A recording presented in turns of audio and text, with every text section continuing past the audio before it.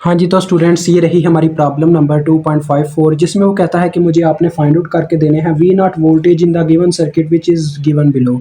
यानी कि वो सर्किट जो आपको नीचे दिया गया है उसके अंदर जो आपको वी नॉट सर्किट के अंदर वोल्टेज मेंशन नज़र आ रहे हैं वो आपने मुझे फाइंड आउट करके देने हैं। तो स्टूडेंट आपने अभी तक जितनी भी प्रीवियस प्रॉब्लम देखी हैं इसके रिलेटेड उसमें आपने देखा ही है कि पैरेलल ये तकरीबन हर एक वायर पैरेलल में लगी हुई है। ये देखो क्योंकि पैरेलल उसको कहा जाता है उन दो चीज़ों को पैरेलल कहा जा सकता है जिनका अपर और लोअर टर्मिनल कॉमन हो। अब देखो इन दोनों का इनके दोनों के दरमियान देखो कोई ऐसा रजिस्टर या कोई चीज़ मौजूद नहीं है जिनके टर्मिनल को ना कॉमन ना होने दे। इसका देखो ये जो अपर टर्मिनल है मतलब कि वायर का अपर वाला हिस्सा वो यहाँ पे इन दोनों का कॉमन है और नीचे वाला हिस्सा नीचे वाली साइड पे कॉमन है। इसी तरह से सबका यही सीन है।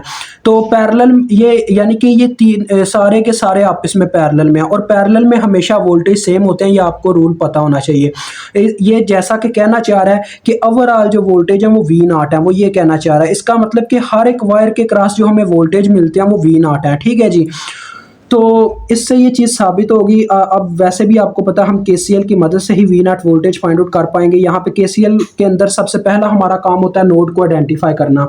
तो इसके ये सारी की सारी वायर्स आपस में पैरेलल में है और दूसरा इनके सेंटर में कोई रजिस्टर नहीं है जिसकी वजह से क्या हो जी कि एक से ज़्यादा हमारे पास नोड बन सके। यहाँ पे क्या होता है जी, यहाँ पे हमारे पास सरफेस नोड बनता है।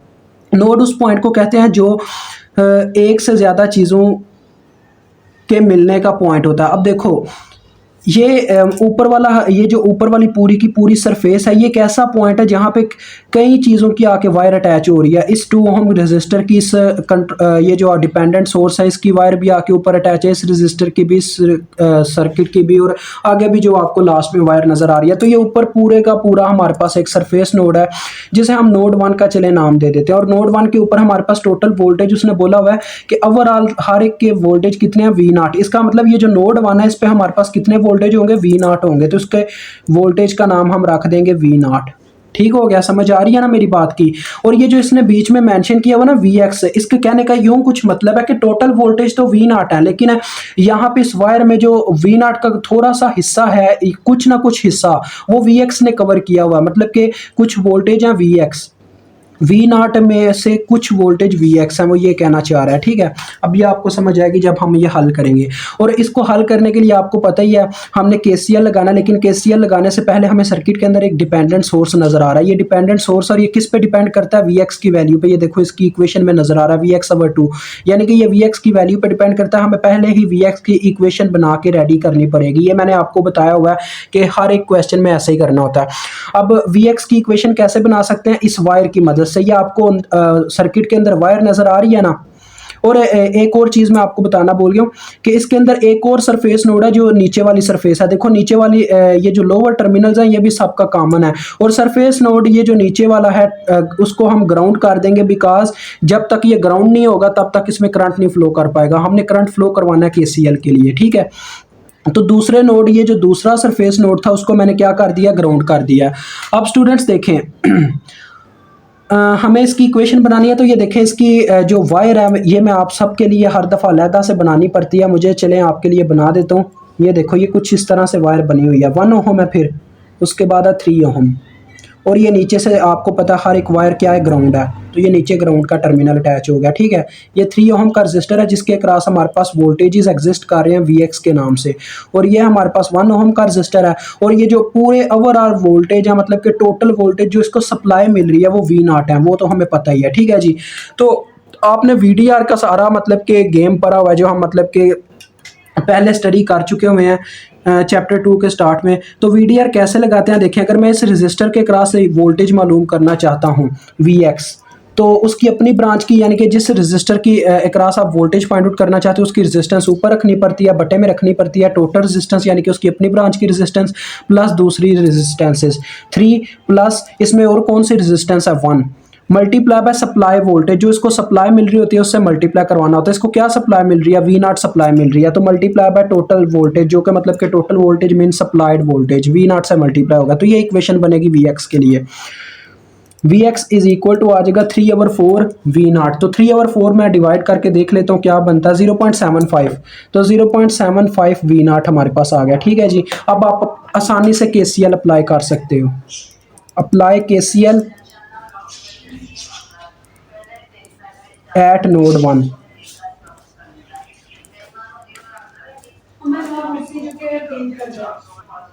तो अप्लाई करने लगे आप केसीएल मीन्स हमने हर एक वायर की करंट लिखनी है। किरचॉफ करंट लॉ का यही मतलब होता है, ठीक है जी। और जिस वायर की हमें करंट ना मालूम हो स्टूडेंट्स, उसमें मैं अब आपको ना यार नए तरीके से बताऊंगा। प्रीवियस क्वेश्चंस में तो इतना मैं हाथ से डीपली जाके नहीं समझा सका, इसमें वही तरीका अपनाऊंगा जो असल तरीका है। ये देखो, ये यहाँ पे 0 वोल्ट है ना ग्राउंड का, यही मतलब होता है। अब पहले मैं इस वायर की करंट लिखने लगा हूँ, तो इस वायर की मुझे करंट मालूम नहीं है, तो मैं क्या करता हूँ, इस नोड से करंट को इसकी जानिब नीचे की जानिब भेजता हूँ इसकी करंट मालूम करने के लिए। ये सेंटर में मैं इज इक्वल टू लगा रहा हूँ। इसका पता क्या मतलब है इज इक्वल टू का? इस साइड पे हम एंटरिंग करंट्स लिखेंगे, इस साइड पे लिविंग करंट्स लिखेंगे। लिविंग करंट वो होती है जो नोड से बाहर जाती है। अब मुझे इस वायर की करंट का पता नहीं है, तो मैं क्या करता हूँ जी, इस नोड में से इस वायर के अंदर करंट फ्लो करवाता हूं, मतलब कि नोड से करंट बाहर जा रही है, ये एक लिविंग करंट है, उसको इस साइड पे लिखूंगा। तो लिविंग करंट फार्मूला क्या बनेगा, देखें स्टूडेंट्स, करंट का फार्मूला होता है according to Ohm's law V over R, voltage over resistance. तो यहाँ पे क्या बनेगा, देखो V नॉट, ये करंट इसमें से निकली है ना V नॉट में से, और जाके दाखिल हो रही है 0 में, तो V नॉट माइनस 0 ओवर जितनी रेजिस्टेंस रास्ते में आई है, रेजिस्टेंस रास्ते में कितनी आई है 2, और ये थी एक लिविंग करंट। ये चक्कर होता है सारा। अब देखो ये भी एक लिविंग करंट है, ये भी बाहर जा रही है, ये Vx ओवर 2। तो लिविंग करंट को मैंने बोला है इस साइड पे लिखना है, तो ये आ जाएगा प्लस Vx ओवर 2। अब ये पूरी हमें करंट ही डायरेक्ट बता दी गई है, तो इसके लिए हमें इक्वेशन बनाने की जरूरत नहीं पड़ी, ठीक है।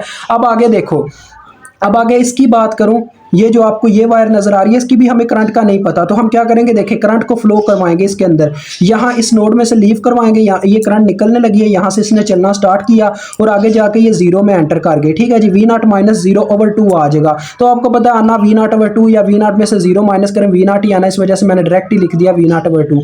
अब देखें स्टूडेंट्स, ये वाली जो करंट है, ये जो नेक्स्ट वायर है, इसमें जो करंट है वो जो हमारा सरफेस नोड है उसके अंदर एंटर कर रही है, तो एंटरिंग करंट आपने इज इक्वल टू की साइड पे लिखनी है, ठीक है। समझ रहे हो ना मेरी बात को।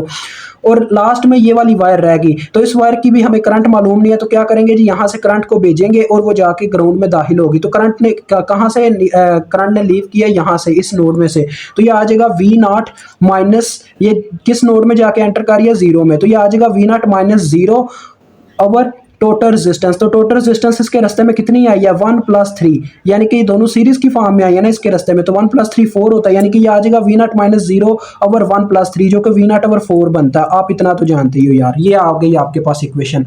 अब देखें स्टूडेंट, इक्वेशन आ गया क्योंकि हमने हर एक वायर की यहाँ पे KCL की इक्वेशन लिख दिया, ठीक है, यानी कि किरचॉफ करंट लॉ लगा दिया हर एक वायर पे।